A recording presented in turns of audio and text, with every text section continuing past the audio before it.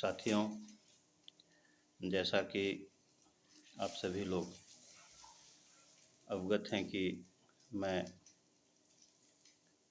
पिछले 2 दिन कर्नाटका की राजधानी बेंगलोर में एक राष्ट्रीय कार्यशाला में अपने राज्य के प्रतिनिधिमंडल के साथ भाग लेने गया था। मैं आज ही लौटा हूँ क्योंकि कल मुझे इलेक्शन में काउंटिंग की ड्यूटी भी करनी थी, तो मैं फ़्लाइट लेके वापस आज शाम आ गया। और पिछले 2 दिन में जो कुछ भी वहाँ मैं ऑब्ज़र्व किया, जो महसूस किया, क्योंकि लगभग हर एक राज्य के प्रतिनिधि वहाँ मौजूद थे, तो मैं चाह रहा था कि बहुत विलम्ब किए, क्योंकि बैठक होगी कब होगी, तो एक छोटा सा वीडियो बना के आपको कुछ चीज़ से अवगत ज़रूर करा दूँ। ये मेरी नैतिक जिम्मेदारी भी है और अवगत जिस चीज़ को हम लोग ऑब्ज़र्व करने गए थे, जो समझने गए थे और जिस पर परिचर्चा हुई, साथियों, मैं ज़्यादा समय को इधर उधर में बातों में ना बर्बाद ना करूं, सीधे मुद्दे की बात करते हैं। जो एनपीएस पे जो पहला दिन परिचर्चा हुआ और दूसरा दिन संविदा आउटसोर्सिंग, ये तीनों जो है वो एक दूसरे से कोरिलेटेड है।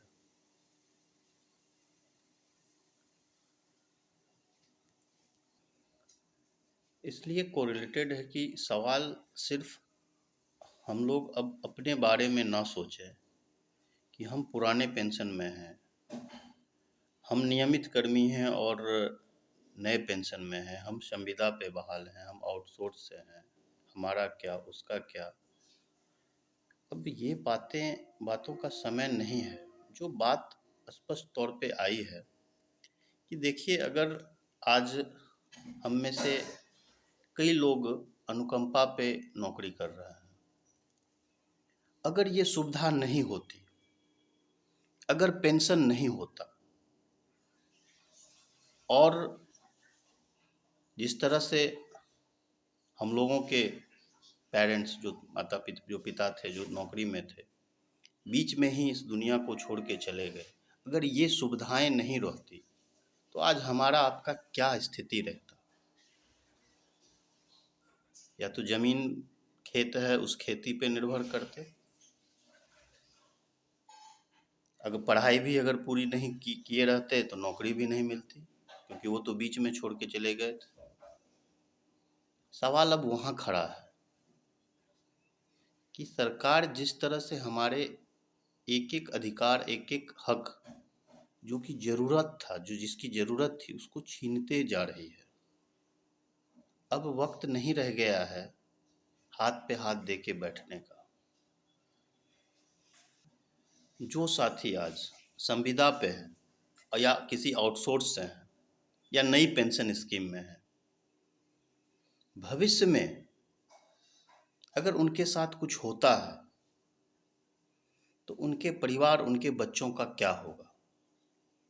भविष्य में हमारे आपके बच्चे या हमारे समाज के कोई भी व्यक्ति सरकारी नौकरी में जाएगा, उनके भविष्य के साथ क्या होगा। ये हम लोगों की जवाबदेही है, क्योंकि आज हम लोग हैं। अगर हमारे पूर्वज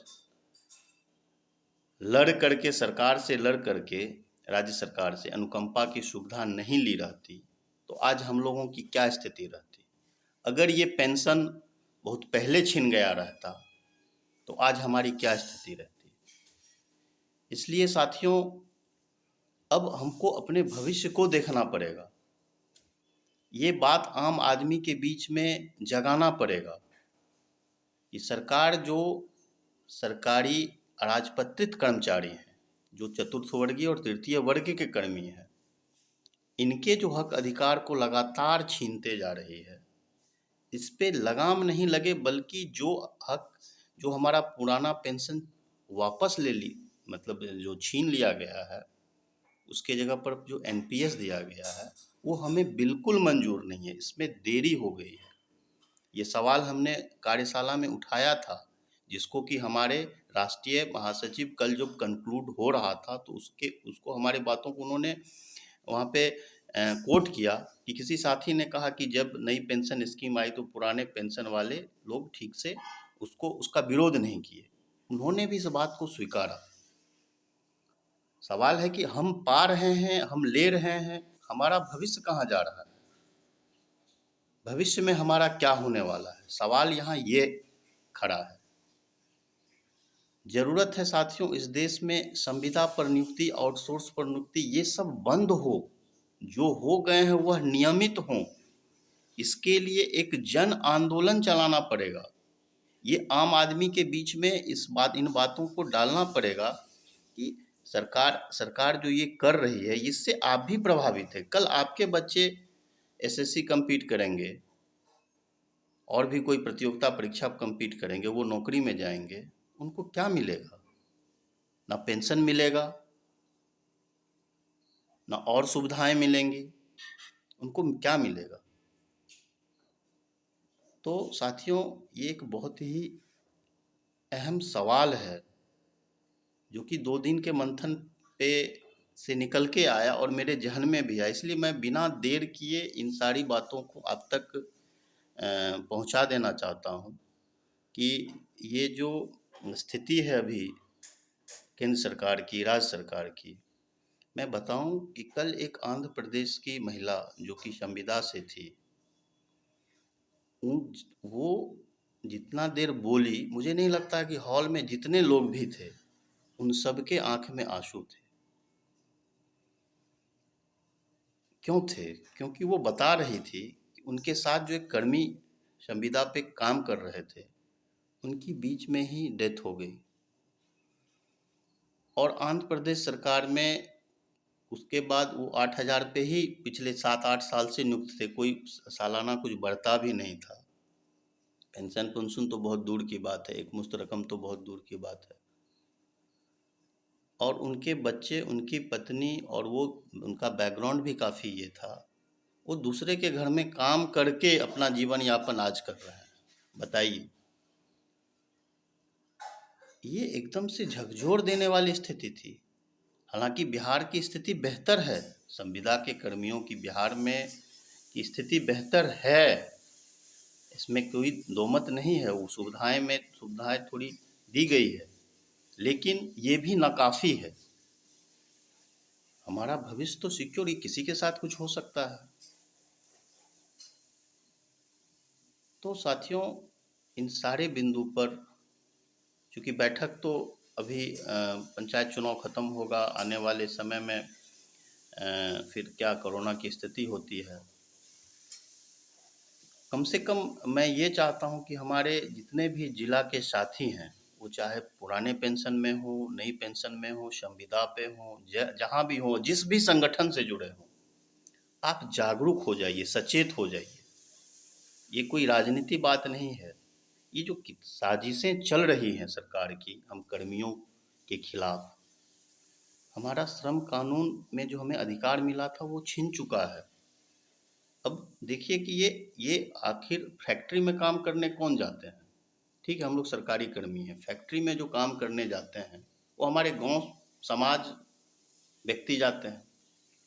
अब कंपनियों पर ये पाबंदी नहीं है कि आप 8 घंटा ही काम लेंगे। जो नया लेबर लॉज आ गया है, वो मसौदा जो तैयार है, उसमें ये नहीं है कि आपको 8 ही, वो कंपनी के मन पर है।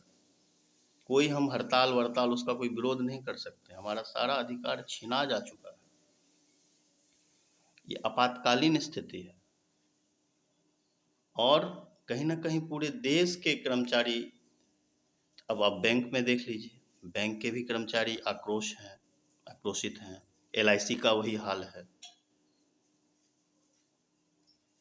अभी जगह नहीं है, तो जो हमारे पुराने पेंशन ले रहे हैं, जो 2005 से पहले नियुक्त हैं, वो नहीं जगह हैं। ये बात भी सही, वो निश्चिंत हैं। लेकिन वो निश्चिंत ना हो। वो अगर ये दावा करते हैं कि हमारे बाल बच्चे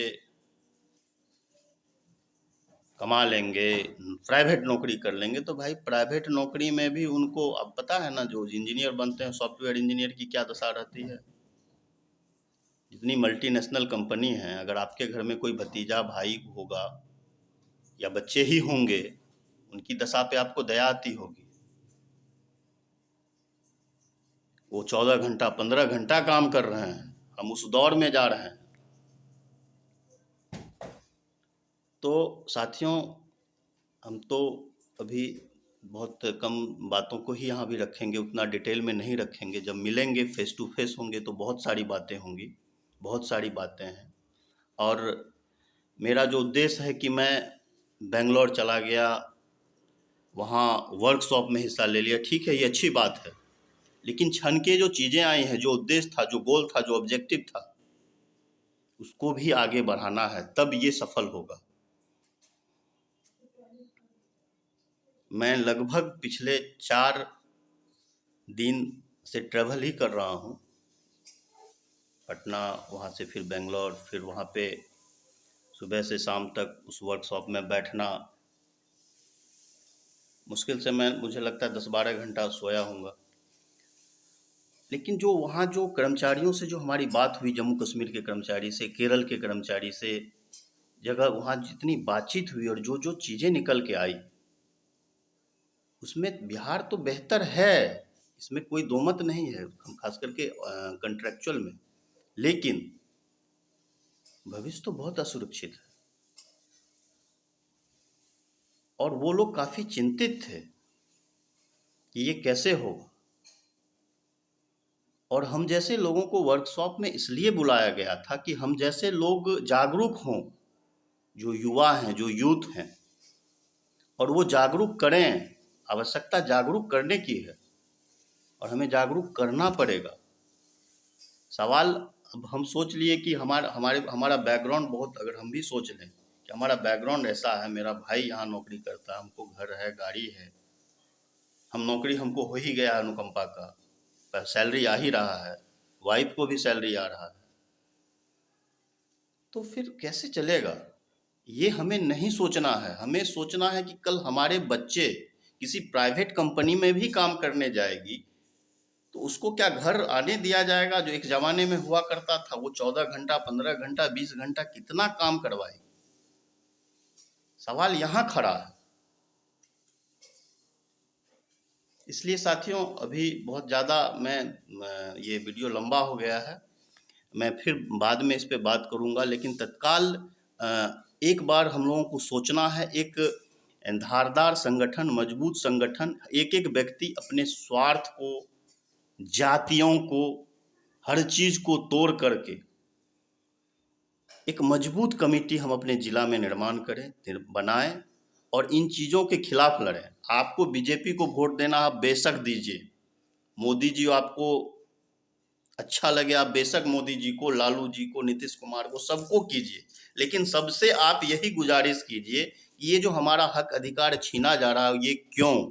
ये सवाल करते रहिए। ये सवाल उठनी चाहिए, आवाज़ उठनी चाहिए, ये आवाज़ रुकनी नहीं चाहिए। मेरा अभी तत्काल इतना ही आप लोगों से कहना है।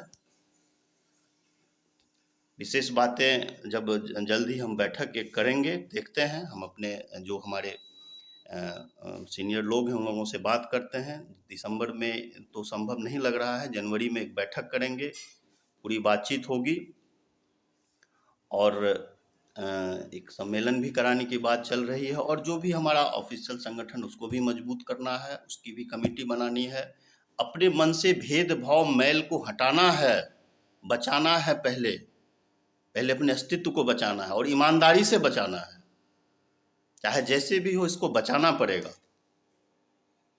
इन्हीं शब्दों के साथ साथियों, मैं अपनी बात को यहीं ख़त्म करता हूँ और हम चाहेंगे कि आप लोग जागरूक हों, इस पे सोचें, इस पर विचार करें, इसकी गंभीरता में जाएं।